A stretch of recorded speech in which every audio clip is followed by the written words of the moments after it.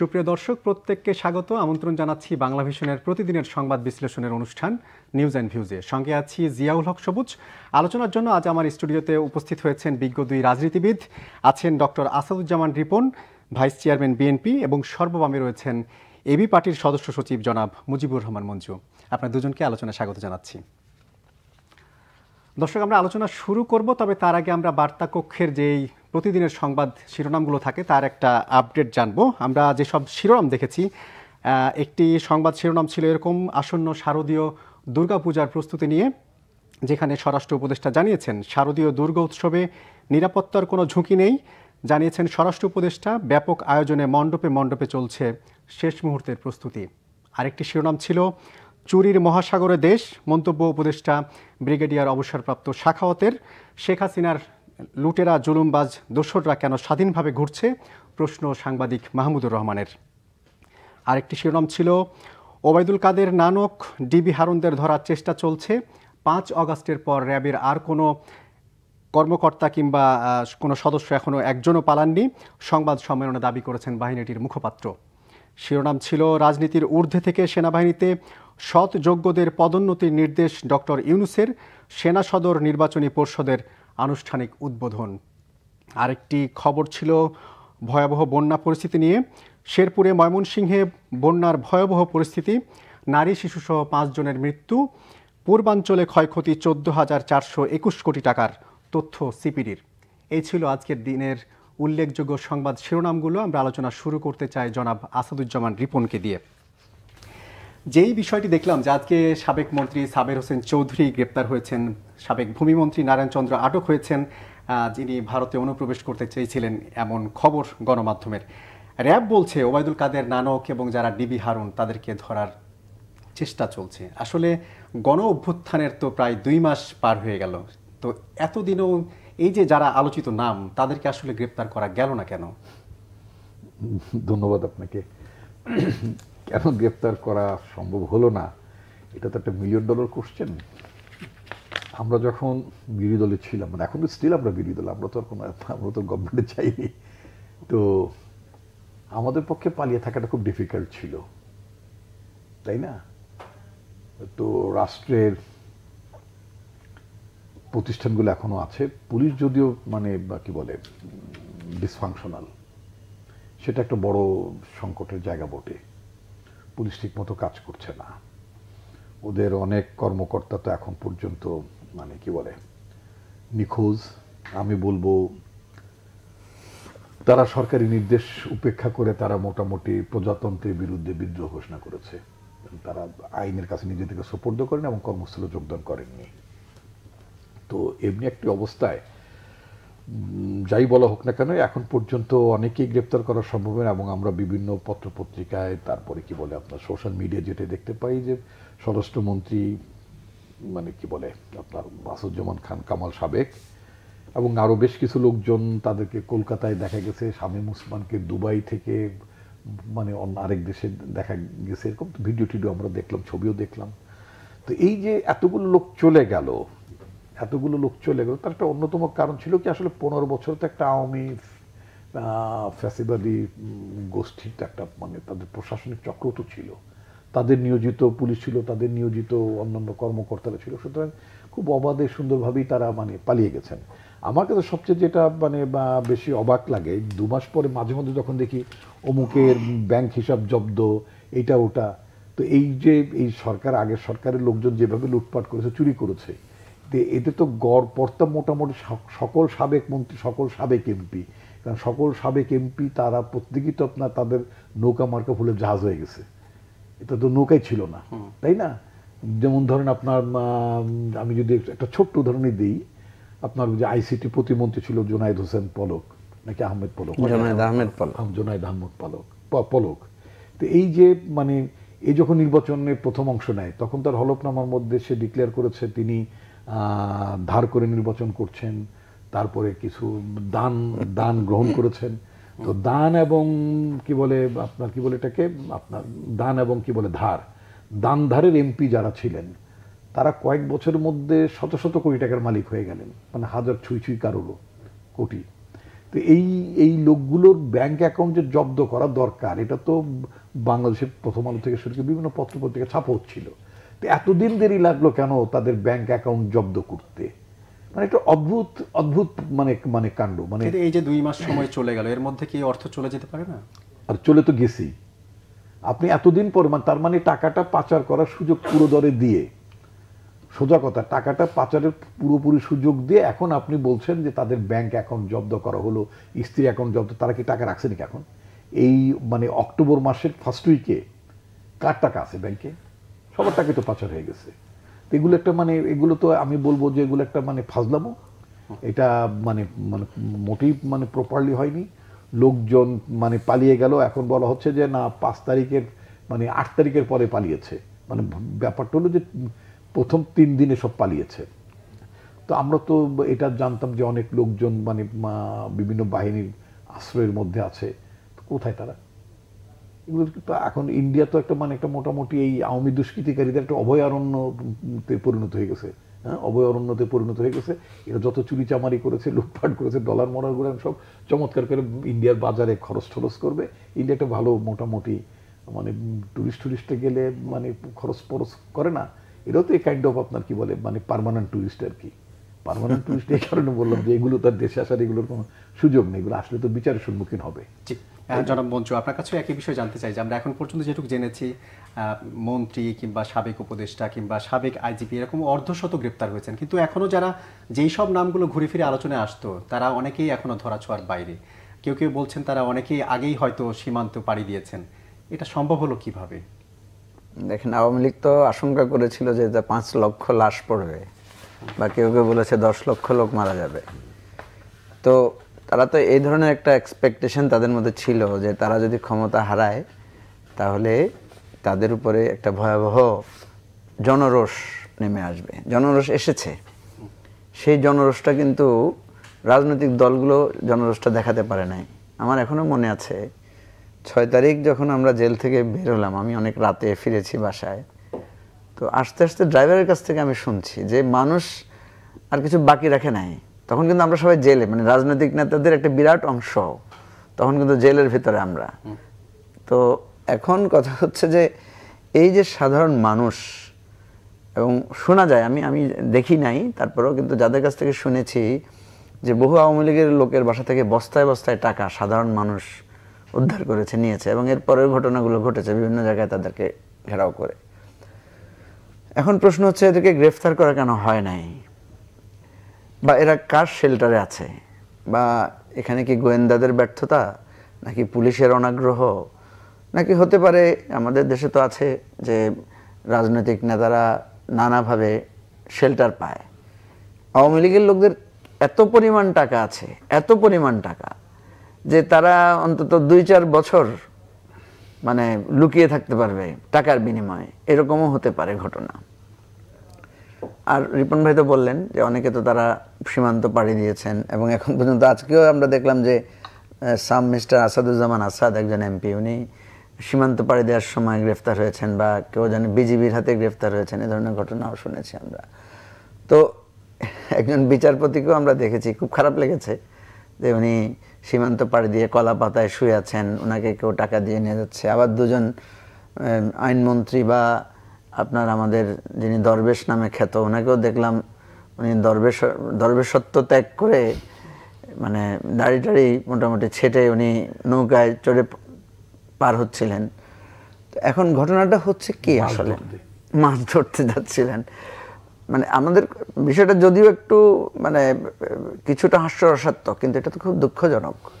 আমাদের দেশের মন্ত্রীরা, পুলিশ নিষ্ক্রিয় ছিল, সেই সুযোগে কি আসলে তারা দেশ ছেড়ে চলে যেতে পারলো? একটা হচ্ছে পুলিশ তো নাই আসলে। সবুজ, আপনি খোঁজ নিলে দেখবেন, আপনি তো রিপোর্টিং করেন না মনে হয়, এখন করেন, এখন রিপোর্টিং। তা আমরা তো বিভিন্ন জায়গায় দেখতে পাচ্ছি যে পুলিশকে কোনোভাবেই সক্রিয় করা যাচ্ছে না। আমরা তো রাস্তায় প্রতিদিন দেখি যে সার্জেন্টদের চোখের সামনেই ট্রাফিক আইন ভঙ্গ হচ্ছে, তারা কিন্তু খুব বেশি কিছু করছে না। আপনি যদি যাচাই করে দেখবেন কয়টা মামলা হয়েছে গত 1 সপ্তাহে বা 10 দিনে, কয়টা জিডি এন্ট্রি হচ্ছে। পুলিশ কিন্তু পুরোপুরি নিষ্ক্রিয়। তো কারণ কি? এর কারণ হচ্ছে আসলে পুলিশের নৈতিক মনোবল ভেঙে পড়েছে। ধরেন, আপনি কি ভাবতে পারেন এমন একটা দেশ আওয়ামী লীগ দেশটাকে এমন একটা জায়গায় নিয়ে গেছে, আপনি একটা পুলিশ অফিসার যদি বলতে পারে যে আমি কারো কাছ থেকে ঘুষ নেই নাই, কারো উপর নির্যাতন করি নাই, মানুষের সাথে তার অধিকার ভিত্তিক ব্যবহার করি নাই, এটা মনে হয় একটা অষ্টম আশ্চর্য হবে বাংলাদেশে। তাহলে যে পুলিশ মানুষকে মেরেছে, যে পুলিশ মানুষের থেকে জোরপূর্বক অর্থ আদায় করেছে, যে পুলিশ রিমান্ডের নামে নারীদেরকে হেনস্থা করেছে আমাদের এই থানাগুলোতে, এই পুলিশ এই ঘটনার পরে থাকে কিভাবে? এই জন্য আপনি দেখবেন পুলিশ যত না ভয়ে, তার চাইতে বেশি হচ্ছে সে তার যে পাপ করেছে এই পাপের ভয় তাকে বেশি তাড়িয়ে বেরিয়েছে এবং সে পালাতে বাধ্য হয়েছে বা আত্মগোপনে গেছে। তো এই সমস্ত কারণে দেখা গেছে পুলিশ আর যেভাবে লাস্টে দৃশ্যগুলো দেখা যায় না, যেভাবে মানুষ মেরেছে, পুড়িয়ে দিয়েছে, একদম ব্ল্যাঙ্ক জিরো জায়গা থেকে গুলি করেছে, যেভাবে ছাত্রদেরকে মেরেছে, এই আমরা কিন্তু এই অন্তর্বর্তীকালীন সরকারকে বারবার বলছি আপনি এই পুলিশকে আর জাগাতে পারবেন কিনা, এই পুলিশের প্রতি মানুষের শ্রদ্ধা, পুলিশকে দিয়ে আপনি রোল করাতে পারবেন কিনা। এটা কিন্তু রাজনৈতিক সরকার হলে কিন্তু 1 মাসেই সিদ্ধান্ত নিয়ে নিত। ওনাদের অনভিজ্ঞতা থাকতে পারে বা ওনাদের দ্বিধা থাকতে পারে, এটা সত্য, কিন্তু আমার কাছে মনে হয় এনাফ ইজ এনাফ। 2 মাস পার হয়েছে, হয়তো ওনারা আরো 1 মাস দেখবেন, কিন্তু ফাইনালি আমার কাছে মনে হচ্ছে যে এই পুলিশকে রিফর্ম করতে হবে, প্রয়োজনে পুলিশের নাম বদলাতে হবে, পোশাক বদলাতে হবে, এবং আমার মনে হয় যদি প্রাক্তন পুলিশ বা আর্মি তাদেরকে দিয়ে হলেও পুলিশ বাহিনী দ্রুত করতে হবে। আপনি এই যে বলছেন না গ্রেফতার কেন হচ্ছে না, এরপরে কিন্তু ভয়ানক ঘটনা ঘটবে সবুজে। আপনি কতক্ষণ ধরে রাখতে পারবেন তা জানি না। এখানে রাজনৈতিক নেতাদের খুব কষ্ট হচ্ছে পরিস্থিতি নিয়ন্ত্রণ করতে। এরপর দেখবেন আপনার টোকাইরা বিভিন্ন আওয়ামী লীগ নেতাকে খুঁজে পেলে তাকে ধরবে, মারবে, মব জাস্টিসের শিকার হবে। দায়টা কার উপরে আসবে? দায়টা সরকারের উপরে আসবে, দায়টা আমাদের রাজনৈতিক দলগুলোর উপর আসবে। কারণ এদের উপরে মানুষের ক্ষোভ, এদের উপরে এরা যে অন্যায় করেছে, আপনি বুঝেন একটা পতিত স্বৈরাচার প্রধানমন্ত্রী হাসিনা বলছে তার পিয়ন 400 কোটি টাকা লুট করেছে এবং তিনি তার কার্ড কেড়ে নিয়েছেন।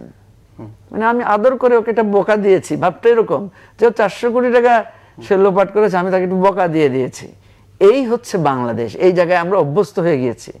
সেই জায়গায় যখন একটা পরিবর্তন আসবে, আমি তো অবাক হই যে আওয়ামী লীগ ঠিকই বলেছিল যে 5 লক্ষ 10 লক্ষ লোকের লাশ পড়বে। যারা পালিয়ে আছে, লুকিয়ে আছে, পালিয়ে যাচ্ছে, এটা তো লাশই আসলে। সে তো আসলে একটা মনুষ্যত্ববোধ থাকার কথা না, তার আত্মীয় স্বজনের কাছে মুখ দেখাতে পারার কথা না।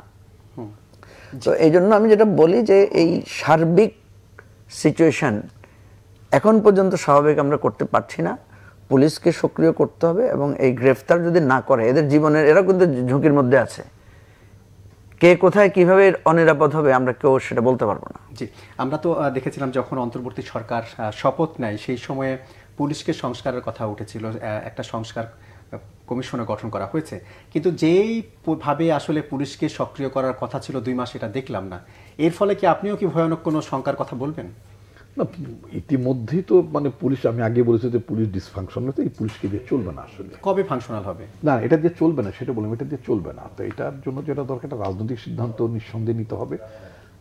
নতুন করে রিক্রুটমেন্টে যেতে হবে, নতুন করে ওরিয়েন্টেশনের মানে প্রয়োজন হবে, এবং এরা যাতে জনগণের পুলিশ হয়ে দাঁড়ায়। মানে এখন যারা আছেন তাদের মধ্যে আপনার মোরালি তাদেরকে আপনার ইয়ে করে কি বলে ওরিয়েন্টেড করে, এবং নতুন যারা আসবেন তাদেরকে অবশ্যই, আওয়ামী পুলিশ যেমন জনগণ পছন্দ করেনি, কোনো রাজনৈতিক দলের আনুগত্য প্রকাশ করা কোনো পুলিশও কিন্তু জনগণ পছন্দ করবে না। আমরা পুলিশ যেটা চাই সেটা একটা রাষ্ট্রের পুলিশ চাই। তো রাষ্ট্রের পুলিশ হলে সেটা হবে, তখন হবে মানে দেশের আইন শৃঙ্খলা পরিস্থিতির উন্নতির জন্য তারা ভূমিকা পালন করতে পারবেন। এটা ইতিমধ্যে 2 মাস পেরিয়ে গেছে। আগে যিনি উপদেষ্টা ছিলেন তিনি একটা ডেডলাইন দিয়েছিলেন যে এত তারিখের মধ্যে যোগদান করতে হবে, তো এই যোগদানের সময়সীমাও পার হয়ে গেছে।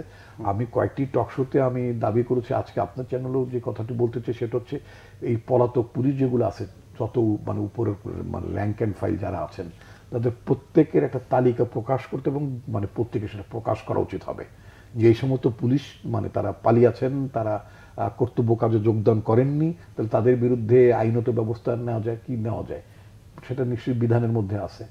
এটা খুব জরুরি করা দরকার, এবং মোটেই মানে দেরি করা উচিত হবে না। অনেক শিক্ষিত বেকার আছে। আরেকটা সাজেশন আমি এর আগেও 2-1 দিয়েছি, সেটা হচ্ছে যে এরশাদ সাহেবের আমলে আপনার জরুরি ভিত্তিতে তারা কিছু ভাইবার মাধ্যমে প্রায় 650 জন মানে ম্যাজিস্ট্রেট নিয়েছিলেন। এখন যদি সংকট থেকে থাকে তাহলে আপনার মানে পুলিশটা শুধু ভাইবা দিয়ে চলবে না, পুলিশের কিন্তু শারীরিক কসরতের ব্যাপার আছে।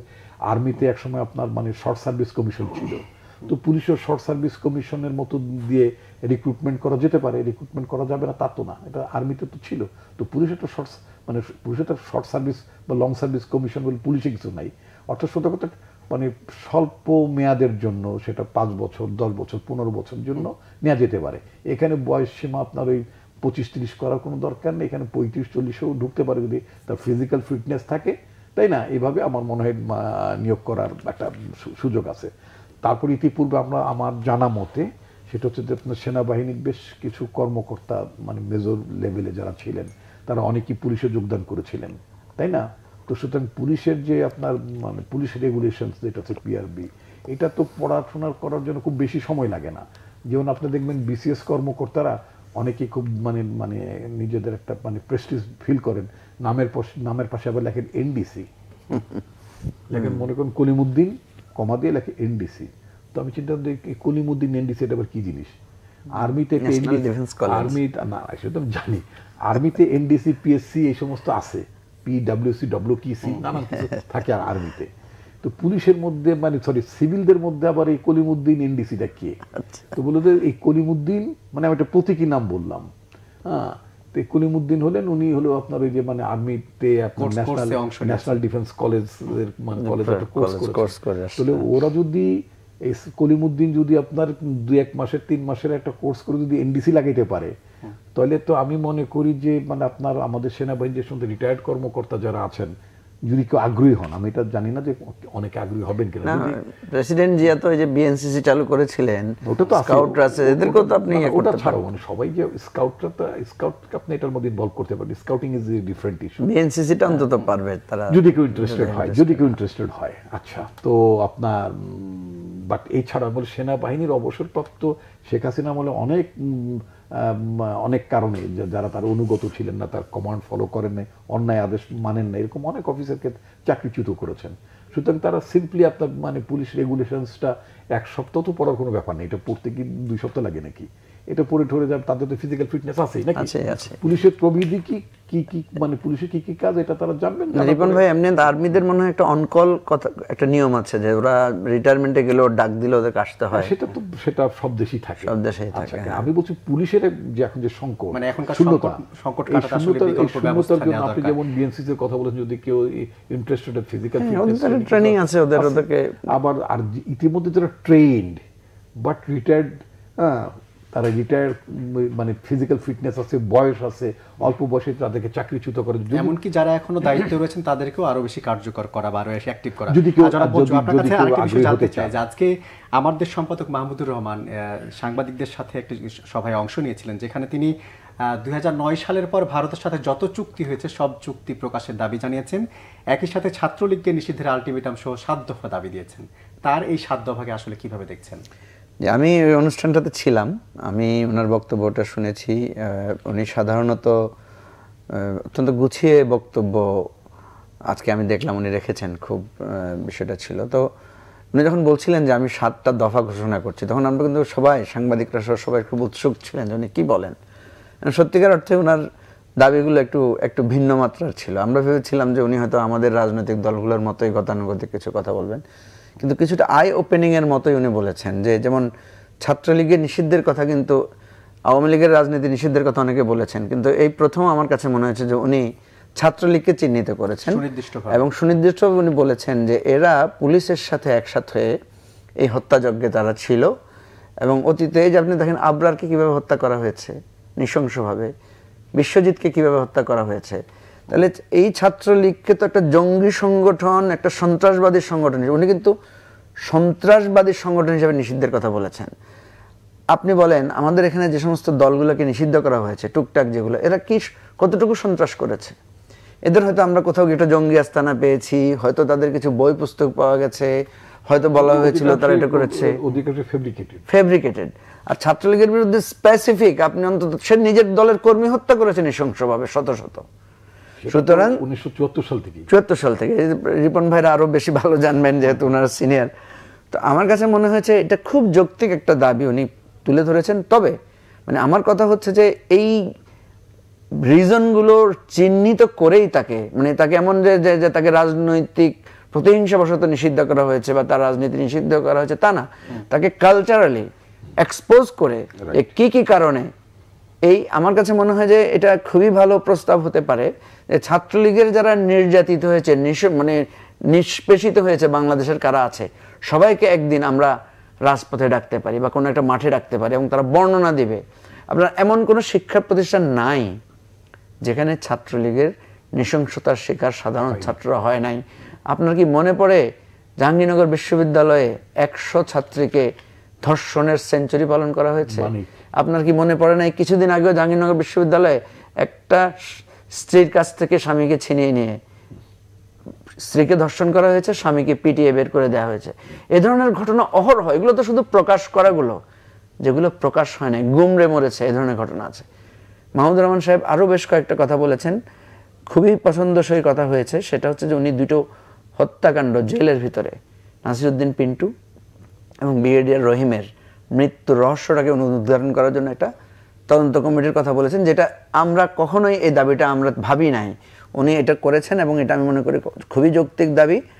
আর যে কথাটা আপনি বলেছেন যে সত্যিই তো আমরা ইন্ডিয়ার সাথে আমাদের চুক্তিগুলো কি হয়েছে আপনি জানেন। লাস্ট যেটা হয়েছে চুক্তি, যেটা নিয়ে আমরা আন্দোলন করছিলাম এবং যেটার মধ্যে দিয়ে আপনার এই কোটা সংস্কারের বিষয়টা এসে গেল, আন্দোলনটা এসে গেল, সেখানে যেটা আমাদের এই যে রেল ট্রান্সশিপমেন্ট বা ট্রানজিটের নামে অ্যাকচুয়ালি তো এটা একটা করিডোর দেওয়া হয়েছে, আমাদেরকে ধোকা দেওয়া হয়েছে যে এটা একটা ট্রানজিট, কিন্তু আমরা দেখতে পাচ্ছি আমাদের দেশের উপর দিয়ে আরেকটা দেশের রেল চলে যাবে এবং তাদেরকে আমরা জানতেও পারবো না তাদের ট্রেনে করে কি যাচ্ছে, কোথায় কি পাস হচ্ছে, এবং সে পাস হওয়া জিনিস আমার দেশের সিকিউরিটির জন্য কত বড় থ্রেট হতে পারে এই চুক্তি কিছুই জানানো হয় নাই।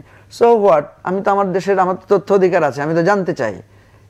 সেজন্য আমি মনে করি এটা খুবই যৌক্তিক দাবি এবং আমিও আমরা মনে করি আমরা যারা রাজনৈতিক দল আছি আমরা এই দাবির ব্যাপারে আমরাও রাজপথে সোচ্চার হব যে শুধু ভারতের সাথে না, যত চুক্তি আছে যাদের সাথে আছে সেই চুক্তিগুলো প্রকাশ করা হোক। নাগরিক হিসেবে এটা জানার অধিকার আমাদের অবশ্যই আছে। জি জনাব রিপন, একই প্রশ্ন আপনার কাছেও করতে চাই যে যেটি মাহমুদ রহমান বলেছেন যে 16 বছরে দেশে যত সন্ত্রাসী কার্যক্রম হয়েছে তার বড় দায় ছাত্রলীগের, আর তিনি এইসব অভিযোগ করে সন্ত্রাসমূলক কার্যক্রমের জন্য ছাত্রলীগকে নিষিদ্ধের আলটিমেটাম দিয়েছেন। ধন্যবাদ। আসলে তো ছাত্রলীগ তো আওয়ামী লীগের অঙ্গ সংগঠন, যদিও কাগজে কলমে সহযোগী সংগঠন বলা হয়, আসলে এটা অঙ্গ সংগঠন তাদের। তো মোটা দাগে নাগরিক সমাজ এবং রাজনৈতিক দলগুলো তো আওয়ামী লীগের বাড়াবাড়ি, আওয়ামী লীগের সন্ত্রাস, এটা তো আওয়ামী লীগের সাধারণ সম্পাদক নিজেই বলেছেন তার তার এটাকে মোকাবেলা করবেন মাঠে, বহুবার হুমকি দিয়েছেন তারা, তাই না? তো দলগতভাবে সাংগঠনিকভাবে তো আওয়ামী লীগের দায় বর্তায়, আওয়ামী লীগের দায় যখন বর্তায় স্বাভাবিকভাবে ছাত্রলীগের উপর বর্তায়। এগুলো তো এভিডেন্টলি প্রুভড যে সেটা হচ্ছে যে আপনার ছাত্রলীগের ছেলেরা অস্ত্র হাতে অস্ত্রবাজি করেছে, গুলি করেছে, সেগুলো তো ভিডিও আছে, ছবি আছে। আজকেও গতকালকেও একজন ধরা পড়েছে আপনার সিরাজগঞ্জে। বিভিন্ন জেলাতেই তারা এই অপকর্মগুলো করেছে। আমার নিজের জেলা মুন্সিগঞ্জে তারা এই একই কাজ করেছে। প্রায় প্রতিটি জেলাতেই তারা অস্ত্রবাজি করেছে। আপনার গত জুলাই মাসে তো বটেই, আগের দিনও আমি শুধুমাত্র এই 5 জুলাইয়ের কথা বলছি না, গত 16 বছরই কাজ, গত 16 বছর এই কাজগুলো আওয়ামী লীগ এবং তার অঙ্গ সংগঠনগুলো এই কাজগুলো করেছে। আওয়ামী লীগ তার অঙ্গ সংগঠনগুলো নামিয়েছে, যুবলীগকে নামিয়েছে, ছাত্রলীগকে নামিয়েছে, কখনো আপনার শ্রমিক লীগ নামিয়েছে। এই সন্ত্রাসী কর্মকাণ্ড তাদের ছিল। সেজন্য আওয়ামী লীগ আজ হোল, আওয়ামী লীগকে আমরা বলতে চাই এটা একটা সন্ত্রাসবাদী সংগঠন। তারা সন্ত্রাস করেছে, মানবতা বিরোধী অপরাধ করেছে। এতগুলো শুধু জুলাই মাসে আপনার 15 শতাধিক মানুষকে তারা খুন করেছে, 64 জন শিশু সহ প্রায় কয়েক হাজার মানুষকে পঙ্গু করেছে। কারোর 2 চোখ নাই, কারোর 1 চোখ নাই, কারোর 1 পা নাই, 2 পা নাই, এই যে অসংখ্য মানুষ। এবং অনেকে যারা এখন পর্যন্ত পঙ্গুত্ব বরণ করে আছেন তারা কি বলে ব্যথায় কাতরাচ্ছেন, তাই না? তো এই কাজগুলো যারা করেছে তাদেরকে আপনি কি বলবেন? তাদেরকে কি আপনি মানবতা বিরোধী অপরাধের জন্য তাদেরকে আপনি দায়ী করবেন না? নিশ্চয়ই দায়ী করবেন। একটা ট্রাইব্যুনাল গঠন হয়েছে সরকার, সেখানে চিফ প্রসিকিউটর এনগেজ করেছেন, ঠিক আছে, কিন্তু এটা তো তদন্ত করার জন্য, প্রতিটি ইনসিডেন্ট তদন্ত করার জন্য সরকারের আরেকটি কমিশন থাকা উচিত ছিল, আরেকটি কর্তৃপক্ষ প্রতিষ্ঠান থাকা। গণতদন্ত কমিশনের কথা আমরা বলেছি। তদন্ত তো আপনার এটা তো সরকারের বিষয় না, এটা পাবলিকলি রাজনৈতিক দল, সিভিল সোসাইটি তারা করতে পারে, কিন্তু সরকারের দায় নেই। আপনি যে প্রসিকিউশনে নিয়ে যাবেন, আইসিটিতে নিয়ে যাবেন, এই যে মানবতা বিরোধী ট্রাইব্যুনালে নিয়ে যাবেন, সেই ট্রাইব্যুনাল নিয়ে যাওয়ার আগে তো আপনি তাকে অভিযুক্ত করতে হবে, তার অভিযোগ প্রমাণ করতে হবে। তো এই কাজগুলো করার জন্য একটা আলাদা কর্তৃপক্ষ সরকারের ইতিমধ্যে থাকা উচিত ছিল। এটা খুবই খুবই দরকার ছিল। 2 মাসে এখন পর্যন্ত এটা কেন করা হয়নি, সেটা সেটা মানে মানে খুবই মানে আপনার মানে দুঃখজনক বিষয়। কিন্তু ডক্টর রিপন, আপনার কাছে আমি একটু খোলাসা করে জানতে চাই, যখন একটি দলের কেউ হয়তো একটি সংগঠনের যখন গুটি কয়েক মানুষ বিপদগামী হয় বা খারাপ কাজ করে, তার জন্য কি একটি সংগঠনকে সেইভাবে আসলে নিষিদ্ধ করা ঠিক হবে? কেন হবে না? আপনি গুটি কয়েক দেখলেন কোথায়? আপনি কি গুটি কয়েক, যেখানে একটি দলের প্রধান এবং দলের সাধারণ সম্পাদক যখন তিনি বলেন যে আমার ছাত্রলীগ যথেষ্ট, আমার যুবলীগ যথেষ্ট, আওয়ামী লীগ মাঠ ছেড়ে দেবে না। তারপর আমরা দেখেছি আমরা যখন প্রোগ্রামগুলো করতাম তাদের লোকজন, আওয়ামী লীগের লোকজন মানে আপনার মহড়া দিত, নানা জায়গায় সংঘাতে জড়িয়ে পড়তো, এগুলো আমরা দেখি নাই। ঢাকা বিশ্ববিদ্যালয়ের সন্ত্রাসের নেতৃত্ব ছাত্রলীগের সভাপতি সেক্রেটারির নেতৃত্বে হয়েছে, তো এটা তো আর গুটি কয়েক বিষয় না, এটা তো মূল দলের কথাই বলতে চাচ্ছি। ছাত্রলীগ তো আছেই, এমনকি মূল দলও তো তার দায় এড়াতে পারে না। যেমন ধরুন আমাদের দলের মানে কোনো ছেলে যদি বাড়াবাড়ি করে, আমরা তাদের বিরুদ্ধে ব্যবস্থা নিচ্ছি না। তো যদি আমি ব্যবস্থা না নিতাম তাহলে দায় কি আমার উপর আসতো না? নিশ্চয়ই আসতো। একটা দেখতো যে এই কাজগুলো করেছে আওয়ামী লীগ, তাদেরকে আশকারা দিয়েছে, তাদের পৃষ্ঠপোষকতা দিয়েছে, এবং রাষ্ট্রীয় বাহিনীর পাশাপাশি তারা অবস্থান করে। আপনি দেখবেন যে মোস্টলি মানে যারা সিভিল ড্রেসে মানে হেলমেট মাথায় দিয়ে যারা নেমেছে, এগুলো সবই তো গুনস অফ আওয়ামী লীগ। আওয়ামী লীগের গুন্ডা বদমাশি, এগুলো তারাই তো এই কাজগুলো করেছে। সুতরাং এই দায় তো আওয়ামী লীগ কখনই এড়াতে পারে না, এবং এটা তাদের একেবারেই আপনার মানে কর্তৃপক্ষীয় সিদ্ধান্তে তারা করেছে। এটা মোটি গুটি কয়েকের ব্যাপার না, এটা হালকা করার কোনো বিষয় না। আপনার মনে থাকার কথা, ওই যে যখন এই স্কুল ছাত্ররা যখন নিরাপদ সড়কের জন্য আন্দোলন করেছিল, তখন ছাত্রলীগ আওয়ামী লীগ সিদ্ধান্ত নিয়ে হেলমেট বাহিনী নামিয়েছিল। এটা তো ভুলে যাওয়ার কথা না, খুব বেশি দূরের কথা তো না। তারপরে আপনি 2018 সালে তারপর আপনি দেখেন সাংগঠনিক সিদ্ধান্তে তারা নিরাপদ সড়ক আন্দোলনে সেটাই বললাম, সাংগঠনিক সিদ্ধান্ত নিয়ে তারা দমন বলেছে যে ছাত্রলীগই যথেষ্ট, ছাত্রলীগের সোনার ছেলেরাই যথেষ্ট। এগুলো তো, এটা তো এমন না যে একটা বিচ্ছিন্নভাবে কেউ করেছে। এমনকি ওদের দলের ওই যে কি মানে কি বলি কি টাকলা মুরাদ না কি বলে, ওর সাথে মানে ওর সাথে ঘনিষ্ঠ কি ওদের কি নারী কর্মী টর্মী যেগুলো আছে, ওদের যে বিনোদন কর্মী টর্মী যারা আছে, ছাত্রলীগের নেত্রীরা অভিযোগ দিয়েছে যে তাদেরকে মানে কি বলে মানে এরা পর্যন্ত হুমকি দিত যে এদেরকে মানে ঠেকাইতে ছাত্রলীগই যথেষ্ট। মানে আওয়ামী লীগের মানে বিনোদন কর্মীরাও যারা যে মানে নাটক করে, সিনেমা টিনেমা করে, এরাও তো এদের মধ্যে অনেকেই তো এই ধরনের কথিত নায়িকা ঠেকের এগুলো হুঙ্কার দেয় না। মানে এটা তো 1-2টা ঘটনা না, আপনি হাজার হাজার পৃষ্ঠা লিখে যাবে এদের ঘটনা। জি, আর আরেকটি বিষয় জানতে চাই যে আজকে ব্রিগেডিয়ার শাখত একটি অভিযোগ করেছেন। তিনি বলেছেন যে দেশটা এখন অনেকটা চুরির প্রশান্ত মহাসাগরে পড়েছে, এখানে ডুব দিলে কিছুই পাওয়া যাবে না। তার এই মন্তব্যের কারণ কি? আপনি কিছুক্ষণ আগে বলছিলেন যে পদচ্যুত শেখ হাসিনার পিয়ন 400 কোটি টাকা নিয়ে গেছে, এরকম অনেক ব্যাংক ডাকাতির কথা আমরা শুনেছি, ব্যাংকের আত্মসাতের কথা শুনেছি, দরবেশের কথা শোনা গেছে, এসালামের মতো গ্রুপের কথা শোনা গেছে। এই সবের কারণে কি আসলে দেশটা এখন চুরির প্রশান্ত মহাসাগরে পড়েছে বলে মনে করেন? হ্যাঁ, উনি আসলে সেটাই বলেছেন। আপনি দেখেন আমাদের এই জুলাই আগস্টের পর থেকে আজকে অক্টোবরে আমরা আছি, তাই তো মাত্র 2টা মাস, এর মধ্যে তো পুরো একটা সপ্তাহ 10 দিন একটা ঘোরের মধ্য দিয়ে গেছে আমাদের কাছে। এর মধ্যে আপনি দেখেন মূল্যস্ফীতি কমেছে, কিন্তু গত 2 মাসের মধ্যে এসে লাস্ট মূল্যস্ফীতি এসে দাঁড়িয়েছে 9.92। কিন্তু সেটা কি কাঙ্ক্ষিত পর্যায়ে? না, কাঙ্ক্ষিত পর্যায়ে না, 2 মাসে। 2 মাসে কেন আপনি মানে আকাঙ্ক্ষা করেন? আকাঙ্ক্ষা যেটা ছিল 11.66 সর্বোচ্চ। এখন তো গভর্নমেন্ট এমন কোনো স্টেপ নেয় নাই, গভর্নমেন্ট তো একটা দিশেহারা অবস্থার মধ্যে আছে, তার মধ্যে এটা হয়েছে কেন, এটা তো একটা জানার বিষয়। তারপর আপনি দেখেন রিজার্ভ বেড়েছে, রিজার্ভ আমাদের এখন 26.76 বিলিয়ন। আপনি দেখেন রেমিটেন্স বেড়েছে, তাহলে এটা কি? এর দ্বারা বোঝা যাচ্ছে যে আপনি আরেকটা জিনিস ভাবেন, এই যে প্রথমবার যখন তারা অভিযোগ দিল যে বিএনপি জামাত বা আমরা রাজনৈতিক দলেরা মিলে রেল ভেঙে ফেলেছি, তারপরে আপনার ওই যে এই বিটিবি ভাঙা হয়েছে, কোটি কোটি টাকার হিসাব দিয়েছে। এরপরে 5-6 তারিখের পরে কি হয়েছে? 5 তারিখে বা 4-5 তারিখে কি হয়েছে? 5 তারিখে তো সারা বাংলাদেশের প্রত্যেকটা থানা আক্রান্ত হয়েছে, প্রত্যেকটা সরকারি অফিস কম বেশি জ্বালাও পোড়া হয়েছে, মানুষ ক্ষোভ প্রকাশ করেছে। তো এখন পর্যন্ত তো সরকার বলে না আমাদের এত হাজার কোটি টাকা লাগবে, এত হাজার কোটি টাকার ক্ষতি হয়েছে, এটাকে লুটপাটের জায়গা তো বানায় নাই। আপনার একটা মেট্রো রেলের একটা ঘটনাই তো আমাদের জন্য যথেষ্ট, যে যেখানে আপনি শত কোটি টাকার হিসাব দিয়েছেন সেখানে দেখা যাচ্ছে কয়েক লক্ষ টাকা দিয়ে সেটা ঠিক হয়েছে।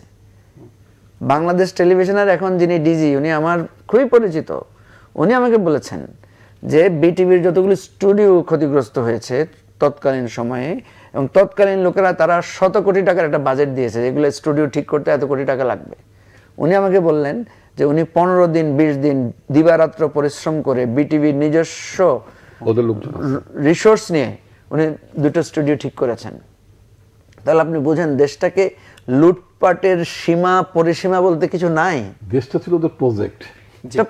আমি আলোচনা করব, একটা ছোট্ট বিরতিতে যেতে হচ্ছে। আর দর্শক নিচ্ছি ছোট্ট একটা বিরতি, একটু পরে ফিরবো, সঙ্গে থাকুন।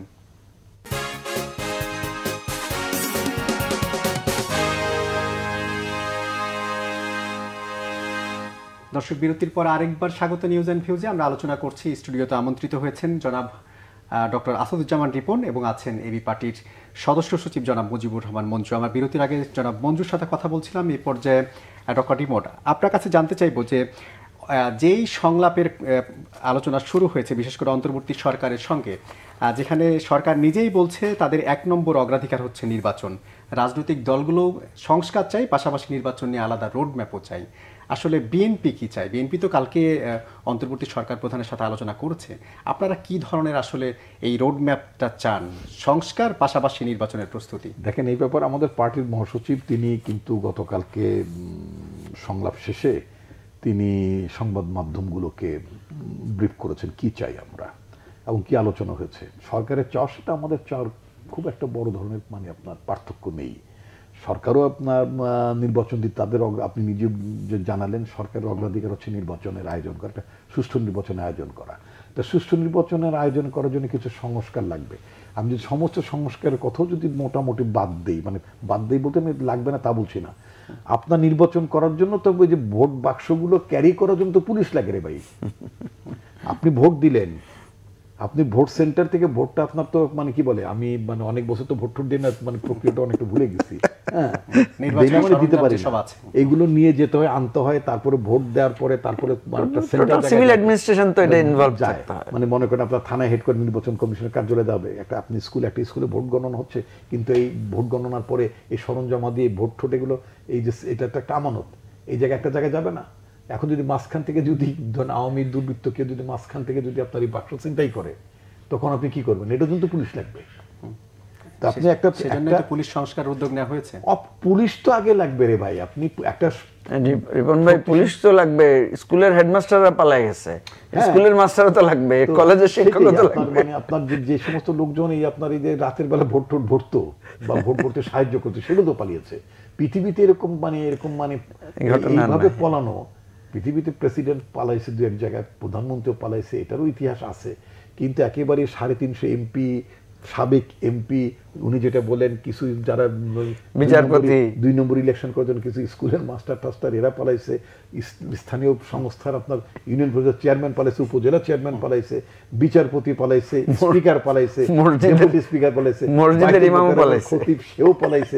এই যে একটা পলানোর যে একটা রেস, প্রতিযোগিতা, কে আগে পলাইতে পারে, যারা কিছু পলাই কিছু নিয়ে ইন্ডিয়া চলে গেছে, আবার কিছু যারা পালানোর ক্ষেত্রে যারা একটু পিছিয়ে পড়েছে তারা হয়তো চিপা চাপায় কোথাও আছে হয়তো, তাই না?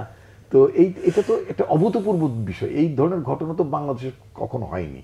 তো সুতরাং এই ধরনের বিশেষ পরিস্থিতি, যেখানে আপনি সংবিধানের কোনো দাড়ি কমা সেমিকোলন দিয়ে, কোনো ধারা দিয়ে আপনি এই সংকট মোকাবেলা করতে পারছিলেন না। তো সেই জন্য ডক্ট্রিন অফ নেসেসিটি দেখা দিল। সেটার জন্য তো আপনার একটা অন্তর্বর্তীকালীন সরকার ক্ষমতায় আসলো, তাই না? তো সুতরাং এই অন্তর্বর্তীকালীন সরকারকে একটা যৌক্তিক সময় যেমন দিতে হবে, একইভাবে এই সরকারের এজেন্ডাটা কি, সরকারের এজেন্ডাটা হচ্ছে মূলত কেনই আজকে ক্ষোভ বিক্ষোভ, এটা তো বুঝতে হবে। এটা চাকরির জন্য তো শুধু ক্ষোভ না, চাকরির জন্য তো হয়তো বিশ্ববিদ্যালয়ে ভালো ছাত্রছাত্র যারা আছে তারা কোটার জন্য আন্দোলন করছে, ঠিক আছে।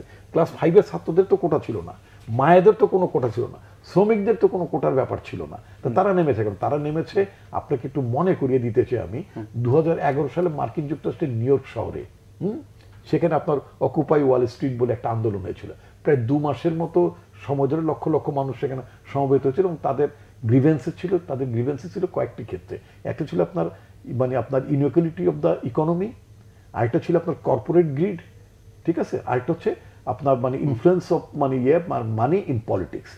বাংলাদেশে আপনি যদি খেয়াল করেন দেখবেন যে এখানে একটা অকুপাই গণভবন হয়েছে, ওখানে যেন অকুপাই ওয়াল স্ট্রিট ছিল, এই দেশে গণভবন অকুপাই করেছে জনগণ। এই ভবনটার নাম ছিল গণভবন, কিন্তু কোনোদিনই এখানে গণভবনে জনগণের কোনো ভূমিকা ছিল, জনগণ যেতে পারে না, জনগণ যেতে পারে। সেদিনই প্রথম জনগণ যে প্রমাণ করেছে এটা গণভবন অকুপাই করেছে। আগে যে গণভবনে যারা ছিল, এই গণভবনের বাসিন্দারা ছিল আপনার স্বৈরশাসক, ফ্যাসিস্ট, অনির্বাচিত, নিজেদেরকে রাজা রানীর তো দেশ ছিল না এটা, তো এখানে নিজেদেরকে এক ধরনের রাজা রানী ভাবতো। ওদেরকে উচ্ছেদ করে গণভবন সেদিন অকুপাই করেছিল। কেন অকুপাই করলো আমাকে একটু সময় দিতে হবে। সেটা হচ্ছে যে আপনার অর্থনৈতিক বৈষম্য ছিল, প্রচন্ড বৈষম্য ছিল। মানুষ যে বেতন পায়, যে টাকা পয়সা রোজগার করে, যে বাজারে যেতে পারে না, তার একটা কষ্ট ছিল, তার একটা বেদনা ছিল, ক্ষোভ ছিল। প্রকারান্তর যখন দেখে আলম, প্রকারান্তর যখন দেখে আপনার সালমান, প্রকারান্তর দেখে আপনার ওই সামিট গ্রুপ, নানান গ্রুপ টাকা তুলে পাচার টাচার করে সিঙ্গাপুরে যে কেউ বিশ্ব শ্রেষ্ঠ ধনী হচ্ছে, অথচ বাংলাদেশের মানুষ একটা ডিম কিনে খেতে পারতেছে না, তো মানুষের খুব ছিল। আচ্ছা, এখন আসেন কর্পোরেট গ্রিড। কর্পোরেট গ্রিডটা কি এই দেশে কর্পোরেট গ্রিড ছিল, লাইক বসুন্ধরা গ্রুপ, লাইক আপনার বেক্সিমকো গ্রুপ, নানান গ্রুপ, তারপরে আপনার কি বলে যে আরো অন্যরা এই ব্যবসায়ী সমিতির নামে এফবিসি কি আছে না, নানান ধরনের সিসিআই দ্বারা যাও ট্রেড বডি তো কিসের গোড়ার আন্ডার বডি, কিন্তু জানেন সব সরকারি বডি আর কি। এই সরকারি বডিরা যে হাসিনার সামনে যে নাচা গানা সব করছে এবং বলছে যে আপনার সাথে আমৃত্যু থাকবো। আচ্ছা, কেউ গান গেয়েছেন, কেউ কবিতা আবৃত্তি করেছেন, একটু হুলস্থুল নর্তন কুর্দন করে শেখ হাসিনাকে খুশি করার চেষ্টা করেছে। লাভটা কি? লাভটা হলো ধান্দাবাজি করে বাংলাদেশের ব্যাংকগুলোর খালি করা যায় কিনা, আপনার সকল প্রজেক্টের নামে, নানান ব্যবসার নামে সুবিধাগুলো নেওয়া যায় কিনা, এটা হলো that is called corporate grid. এই কর্পোরেট গ্রিডের শিকার বাংলাদেশের অর্থনীতি আজকে 12টা বেজে গেছে। ব্যাংকগুলো আজকে আপনার হুমকির মধ্যে পড়েছে, জনগণের আমানত যে ঝুঁকির মধ্যে পড়ে গেছে বিকজ অফ কর্পোরেট গ্রিড। এখন আসেন আপনি আপনার influence of money in politics, যেটা আমেরিকাতেও হতো, বাংলাদেশেও তাই। এখানে আপনার নির্বাচন লাগে না, রাতের ভোট দিনে করা যায়, এই দিনের ভোট রাতে করা যায়। কি করবেন? ওই স্কুলের দরিদ্র কিছু মাস্টার, ওর কিছু টাকা, পুলিশের কনস্টেবলের কিছু টাকা, ওই প্রশাসনে কিছু লোকজনের টাকা পয়সা দিয়ে, টাকা ছাড়া কিন্তু কোনো কাম হয় না। এটা ঠিক, এটা কেউ একটা রাজনৈতিক দল একের পর এক এইসব সিদ্ধান্ত নিয়ে গেল, এখানে কি যারা বিরোধী দলে ছিলেন তাদের কোনো দায় ছিল না? অনেক বড় কোশ্চেন আসছি। দায় থাকবে কেন? দায়িত্ব ছিল, সে দায়িত্ব অবশ্যই আমরা পালন করেছি। দায়িত্ব পালন করেছি বলি তো আমাদের অসংখ্য নেতাকর্মী গুমের শিকার হয়েছে, আমাদের অসংখ্য নেতাকর্মী হত্যাকাণ্ডের শিকার হয়েছে, আমাদের লক্ষ লক্ষ মানুষ কারাগারে। আপনি দায় কেন বলবেন? দায়িত্ব ছিল, এবং সেই দায়িত্ব আমরা কারেজিয়াসলি আমরা পালন করেছি। কারেজিয়াসলি আমরা পালন। আমার মতো একটা বয়সী মানুষ, আমার বিরুদ্ধে তো অনেকগুলো মামলা, আমার বিরুদ্ধে তো 6টা মামলা ইতিমধ্যে চার্জ ফ্রেম হয়ে গেছে। এবং আপনার যদি শেখ হাসিনা 4 মাস থাকলে আমার কমপক্ষে 424 বছর তো জেল মোটামুটি 24 সালের মধ্যে হইতো, তাই না? এখন কত হচ্ছে, আপনি কি বলতে চাচ্ছেন? আপনারা যে কথাগুলো বলেন, আমি একটা উদাহরণ আজকে আমাকে এখন আরেকটু সময় দিতে আপনার কথায়, যে কথাটি আপনি বলছেন বিরোধী দলের কোনো দায়। 16 বছরকে আমরা ঘাস কাটছি নাকি? 16 বছর যে আমরা আন্দোলনগুলো করলাম, লক্ষ লক্ষ মানুষ সমবেত হলো, বিক্ষোভ প্রকাশ করলো। আপনি যেমন এই প্রশ্নটা করেন, আজকে আমার চমৎকার একটা নিউজ দেখলাম, আমার কাছে ভেরি স্ট্রাইকিং নিউজ। আজকে ঢাকার মেট্রোপলিটন কোর্টে, চিফ মেট্রোপলিটন ম্যাজিস্ট্রেসিতে এডিশনাল চিফ মেট্রোপলিটন ম্যাজিস্ট্রেট সাম জিয়াদুর রহমান, আমি পত্রিকার রিপোর্টে দেখলাম, ওখানে আদালতে আইনজীবীদের মধ্যে একটু হট্টগোল হয়েছে। যদিও এটাকে আমি সাপোর্ট করি না, আমি মনে করি যে আদালতেরও একটা ল্যাঙ্গুয়েজ থাকতে হবে, আইনজীবীদের তারা প্রপারলি তারা ইয়ে করবেন। সেখানে এডিশনাল সিএমএম জিয়াদুর রহমান, যেহেতু ওনার নামে পত্রিকা রিপোর্ট এসছে, ওই রিপোর্টের বয়ানই বলতেছে, উনি বলছেন যে ফ্যাসিবাদ হচ্ছে ইনটলারেন্স টু আদার্স। আমার বক্তব্য হচ্ছে, জনাব জিয়াদুর রহমান সাহেব, আপনি যে কোর্টে এখন এই কথাটা বলেছেন, এই কোর্টে আমারও মামলা ছিল, এবং আমি কিন্তু কথা বলতে পারিনি। এতদিন কোথায় ছিলেন? না, আমি কিন্তু কথা বলতে পারিনি। আমি যখন আমার বিরুদ্ধে চার্জ ফ্রেম হচ্ছিল, তখন আমি বললাম যে I have the right to speak. আমি দোষী কি দোষী নেই কথা বলতে হবে তো, আমি এবং কেন দোষী না সে কথা তো আমাকে বলতে দিতে হবে, আমাকে বলতে দেয় নাই। সেদিন তো বলে নাই, সেদিন তো আমি শুনি নাই যে, আমি জানি না জিয়াদুর রহমান সাহেব আগে কোথায় ছিলেন। সেখানে যখন অপোজিশন লোককে যখন আপনার মিথ্যা মামলা দেওয়া হতো, উনি যখন এজলাসে উঠতেন, যখন আমার আইনজীবীরা কথা বলতেন, তখন সরকারি দলের লোকরা যে মানে মানে মানে রে রে করে মানে মানে উঠতো, তখন তিনি ওই আওয়ামী লীগের মানে উকিলদের বলেছিলেন কিনা যে ফ্যাসিবাদ হচ্ছে ইনটলারেন্স টু আদার্স। হ্যাঁ, এখন কথা হচ্ছে কি যে এই আপ্তবাক্য এখন শুনছি, কারণ এখন অফকোর্স দ্যাটস গুড বিকজ পরিবেশ তৈরি হয়েছে। এক্স্যাক্টলি, একটা বলার পরিবেশ এসেছে। আমাদের প্রধান উপদেষ্টা তিনি বলেছেন মন খুলে সমালোচনা করুন। এখন মন খুলে মানে কথা বলছেন, ভালো কথা। এই কাজগুলো কি আগে করেছেন? এই কোর্টেরই একজন আবার বলছেন যে প্রেশার, আমি প্রেশার নেওয়া লোক না। খুব ভালো, প্রেশার নেবেন কেন? এই কোর্টেরই একজন মানে আপনার এডিশনাল সিএমএম, আনফর্চুনেটলি ভদ্রলোকের নামের ফার্স্ট টাইম আমার নামের সাথে যুক্ত আসুজ্জামান নূর নামে একটা লোক ছিল। এই মাহমুদুর রহমান সাহেবের প্রসঙ্গ আসছে, এই মাহমুদুর রহমান আমাদের শফিক রহমান সাহেব, তাদেরকে মিথ্যা মামলায় তাদেরকে গত বছর 23 সালের গত বছরে সেপ্টেম্বরই বোধ হয় তার মানে তাদেরকে মানে মিথ্যা মামলায় রায় দেওয়া হলো। নট অনলি দ্যাট, ওই জজ সাহেব মিস্টার আসুজ্জামান নূর এই এডিশনাল সিএমএম ছিলেন 4 নম্বর কোর্টে। এই ভদ্রলোক কি করছেন জানেন? প্রধানমন্ত্রীর পুত্র জয়কে আদালতে রিসিভ করেছেন এবং এজলাস থেকে নেমে আবার বিদায় দিয়ে মানে সিওপ করেছেন গাড়ি করে। এটা কি কোনো এডিশনাল সিএমএম এর কাজ নাকি? ওই তখন তার বেলায় কি বলবেন? সুতরাং আমরা চাই জুডিশিয়ারি, কারণ গত 15-16 বছর রিক্রুটমেন্ট তো অনেক হয়েছে, অনেকেই মানে বিগত সরকারের বেনিফিশিয়ারিজ।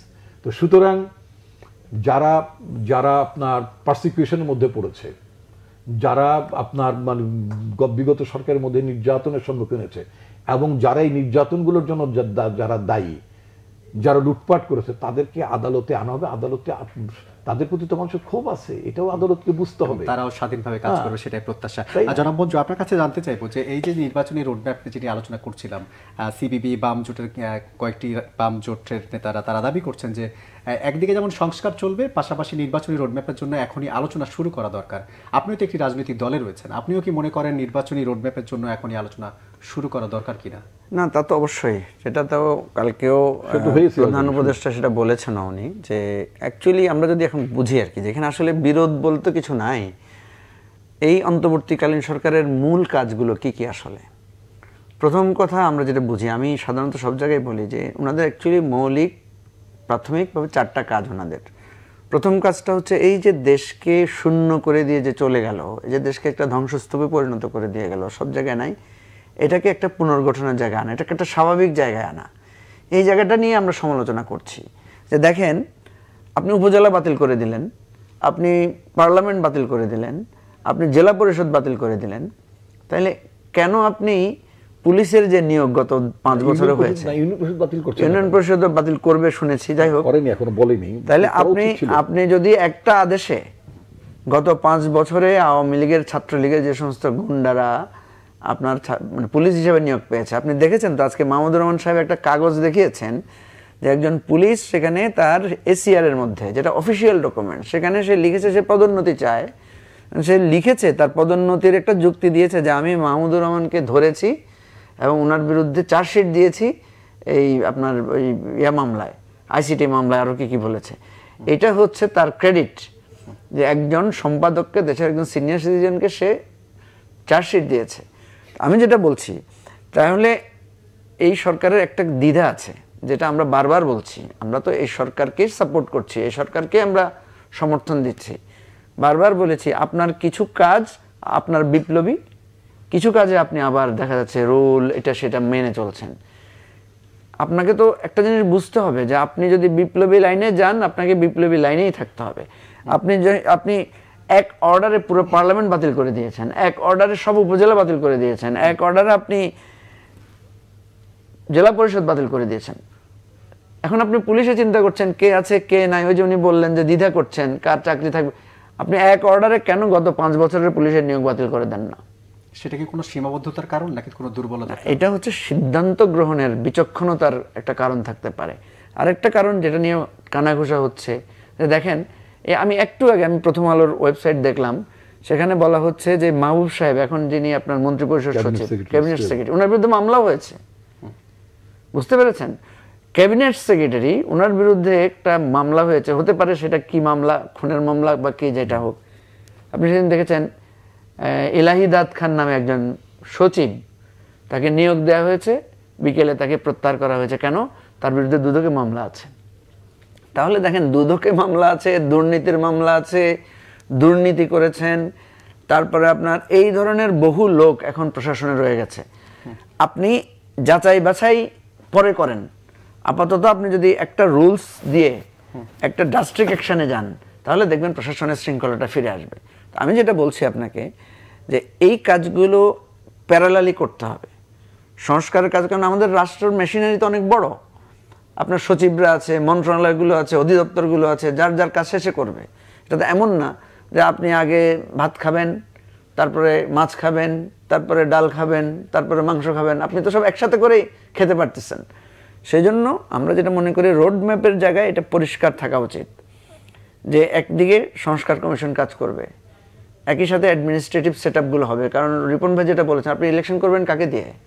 আপনার প্রিজাইডিং অফিসার লাগবে, আপনার পুলিশ লাগবে, আপনার আনসার লাগবে, আপনার ইনফ্রাস্ট্রাকচারাল সব ডেভেলপমেন্ট লাগবে। এখন আপনি যদি মনে করেন আগে নির্বাচন কমিশন দিলাম, তারপরে যাবো এবার প্রিজাইডিং অফিসার খুঁজবো, তারপরে খুঁজবো আমি আনসার আছে কিনা, তারপরে খুঁজবো পুলিশ কাকে দিতে পারি, এভাবে তো রাষ্ট্র চলে না। সবগুলো সমান্তরালে একটা প্যারালাল ডিজাইনের মধ্যে দিয়ে যেতে হবে, এবং এটার জন্য আপনাকে আলাদা ডিজাইন করার দরকার নাই, এটা তো সেট করা আছেই। যার যার কাজ আমরা কালকে যখন প্রধান উপদেষ্টার সাথে কথা বলেছি, ওনাকে আমরা বলেছি কিন্তু যে আপনি দেখেন আপনার অর্থ মন্ত্রণালয় কত ভালো কাজ করছে, তারা কিন্তু একটা যেটা সবচেয়ে কঠিন ছিল সেই জায়গাতে তারা একটা ডিসিপ্লিন এনেছে। তাহলে ওখানে রাইট পারসনকে রাইট জায়গায় আপনি প্লেস করতে পেরেছেন। এখানে আপনি দেখেন আপনার কোনো ভুল জায়গায় ভুল লোক আছে কিনা, বা তাদের এফিসিয়েন্সির ঘাটতি আছে কিনা, বা তাদের যোগ্যতার কোনো অসুবিধা আছে কিনা, তাহলে আপনি রিপ্লেস করেন, চেঞ্জ করেন। আপনি একটা বক্তব্যের জন্য সাখাওয়াত সাহেবকে আপনি চেঞ্জ করতে পারলেন, ঠিক আছে। আমি তো মনে করি সাখাওয়াত সাহেব যদি স্বরাষ্ট্র থাকতো হয়তো আরো বেটার করতে পারতেন, কারণ উনি তো একটা শক্ত অবস্থান নিতে চেয়েছিলেন। সেটা নিয়ে আমি কথা তুলতে চাই না, প্রশ্ন তুলতে চাই না। উনি একটা অপরিপক্ক মন্তব্য করেছেন, কিন্তু ভীষণটা ক্লিয়ার ছিল না, রাইট। আমি যেটা বলছি যে এই প্যারালাল অ্যাটেম্প নিয়ে যদি যায় তাহলে আমরা কিন্তু কালকে একটা সময় দিয়েছি, কোনো রাজনৈতিক দল কিন্তু কালকে কোনো টাইম ফ্রেম বলে নাই, আমরা কিন্তু একটা টাইম ফ্রেম বলেছি যে 1.5 থেকে 2 বছরের মধ্যে আমরা এটা প্রুভ করে দিতে পারবো। রিপন ভাইরা অভিজ্ঞ রাজনীতিবিদ, 1.5 থেকে 2 বছরের মধ্যে আপনি এই কাঙ্ক্ষিত যে কমিশনগুলো করেছেন, আরো যদি 4টা কমিশনও করে, 10টা কমিশন কাজ করে তার সুপারিশ বাস্তবায়নের পাশাপাশি একটা নির্বাচনের রোডম্যাপ দেওয়া সম্ভব। আমি একটু যুক্ত করি, আলোচনার একেবারে শেষ পর্যায়ে আপনি যদি যোগ করতে চান যে তারা যেহেতু রাজনৈতিক দল হিসেবে 1.5 বছর থেকে 2 বছর সময় দিতে চায়, বিএনপি আসলে কতদিন সময় দিতে চায়? না, আমরা তো উনি নিজেই বলেছেন যে বিএনপি বা অপর রাজনৈতিক দলগুলো তারা কোনো সময় উল্লেখ করেন, দিন তারিখ সময় উল্লেখ করেনি। বিএনপি যেটা বলেছেন, যেটা আমি আবার আপনি জানতে চেয়েছেন, আমরা বলতে চাই, সেটা হচ্ছে আমার ইয়েটা কি, আপনার ফোকাসটা কি। যদি প্রায়োরিটি যদি নির্বাচন থাকে, যেটা সরকার প্রধানও বলেছেন প্রায়োরিটি হচ্ছে নির্বাচন, তো রাইট না তো আমার ভূমি সংস্কার কথার কথা আমি একটু উদাহরণ দিচ্ছি, ভূমি সংস্কার নিয়ে তো আপনার মাথা ওখানে এনগেজ হওয়া দরকার নাই। আপনি যদি বলেন যে আমার সংস্কৃতির বিকাশ নিয়ে একটু কাজ করা দরকার, ওখানে আপনার ওই সময় ক্ষেপণ করার কোনো দরকার নাই। আপনার নারী ও শিশুর বিষয়গুলো অবশ্যই আছে, ক্ষতিগ্রস্ত হচ্ছে না তো, না না, এটার জন্য এটা ক্ষতিগ্রস্ত হচ্ছে না তো, যেহেতু সরকার উপদেষ্টার পরিমাণও কম, লোকবলও তো কম। সরকার তো সুনির্দিষ্টভাবে কয়েকটি সংস্কার কমিশন করেছে, কিন্তু শুধুমাত্র নির্বাচনকে আপনার অর্থবহ করার জন্য পরবর্তী গভর্নমেন্ট যাতে অ্যাকাউন্টেবল টু দ্য পিপল থাকে, তো সেটার ওই কাজটাই করেন। মূল সমস্যাটা হচ্ছে, আবার আপনাকে মূল সমস্যাটা হচ্ছে নির্বাচন কেন্দ্রিক ছিল। যদি খায়রুল হক যদি তত্ত্বাবধায়ক সরকার ব্যবস্থাটা বাতিল না করত, তাহলে এত প্রাণহানির ঘটনা করতো, যে জন্য আমাদের দল ওই যে বিচারপতি খায়রুল হক, যিনি 1.5 বছর পরে অবসর থেকে উঠে এসে তিনি রায়টা বাতিল করে একটা রায় সাইন করে দিলেন। তো এই লোকটা তো রাষ্ট্রদ্রোহ কাজ করেছে বলে আমার দল মনে করে, এবং তার বিরুদ্ধে রাষ্ট্রদ্রোহের অভিযোগ এনে তার বিরুদ্ধে ব্যবস্থা নেওয়ার কথা আমাদের দল বলেছে। আমাদের দল সুনির্দিষ্টভাবে 18টি বিষয় নিয়ে গতকালকে কথা বলেছে, শুধুমাত্র নির্বাচন না। যেমন আপনার এখন এই যে আপনার এই যে পূজা উপলক্ষে মন্দিরে কি প্রতিমা ভাঙ্গাভাঙ্গির কথা আসছে, তারপরে ইন্ডিয়ান ফরেন মিনিস্ট্রি ওদের স্পোক্স পারসন বলেছেন যে ভালো বার্তা দিচ্ছে না। আমরা তো মনে করি যে এই সমস্ত যে অভিযোগগুলো মোস্টলি বানোয়াট, এগুলো ক্রিয়েট করা হচ্ছে বাংলাদেশকে চাপে রাখার জন্য। কথা বলেছেন, কোনো ঝুঁকি নেই, ঝুঁকি তো নেই বাংলাদেশে, কখনই ঝুঁকি নেই। বাংলাদেশের মুসলমানরা কখনই অন্য ধর্মের প্রতি তাদের বৈরিতা মনোভাব, সব ঘটনাগুলোর বেশিরভাগ ঘটনাতে ছাত্রলীগ জীবনে ঘটেছে। এগুলো পতিত স্বৈরাচারের এজেন্ট যেগুলো আছে, তারা গভর্নমেন্টকে ডিস্টেবিলাইজ করার জন্য এই কাহিনীগুলো ঘটাচ্ছে। ঘটিয়ে ইন্ডিয়ান মিডিয়াতে আবার সেটা সাপ্লাই দিচ্ছে, দিয়ে এটা সরকারি বিরুদ্ধে এবং সর্বোপরি বাংলাদেশের জনগণের, আমি তো সিটিজেন এই দেশের, একটা দেশের নাগরিক যখন ওই দেশের অন্য ধর্মাবলম্বীর ধর্ম, তার সংস্কৃতি, তার ধর্মাচারকে যদি মানে সহ্য যদি করতে না পারে, সেই জাতিটা তো সভ্য না, সে সমাজটা সভ্য না। তা আমি তো নিজেদেরকে সভ্য রাষ্ট্র এবং সভ্য সমাজের লোক মনে করি। আমার দেশের জনগণ তো অসভ্য না। আমার দেশের জনগণ আরেকজন কোন ধর্ম পালন করলেন এই ব্যাপারে তাদের কোনো সমস্যা নেই, বরং তারা তাদেরকে সহযোগিতা করে। খুবই উদার মনোভাবের লোক আমাদের দেশের জন্য। অসংখ্য ধন্যবাদ ডক্টর আসাদুজ্জামান রিপন, অসংখ্য ধন্যবাদ জনাব মুজিবুর রহমান মঞ্চু আজকে সময় দেওয়ার জন্য। দর্শক, এই ছিল আজকের নিউজ অ্যান্ড ভিউজ। এতক্ষণ যারা সঙ্গে ছিলেন সবাইকে ধন্যবাদ। ভালো থাকবেন সবাই। শুভরাত্রি।